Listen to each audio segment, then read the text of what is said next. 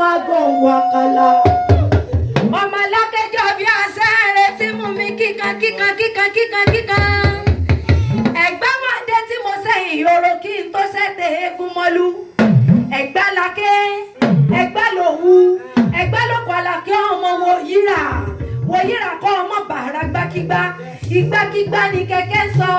Wòyíra kọ́ ọmọ bàrà ẹrúkẹ́rú àbílálà lẹ́nu bí ẹṣin. Ọba márùn ní jẹ lóde Ẹ̀gbá lákẹ́kọ̀ọ́ fọmọná dádé. Olúbàrà ọba ní, òsílẹ̀ ọba ní, ọba ní, olówó òdùwọ́ ọba ní. Alákẹ́ Ẹ̀gbá kan ṣe bàbá ń bẹ lálàáfíà ara ọba níṣe. Ẹ̀gbá tí mo mọ̀ dé tí mo sẹ́yìn yòrò kí n tó sẹ́tẹ̀ eégún mọ́lú.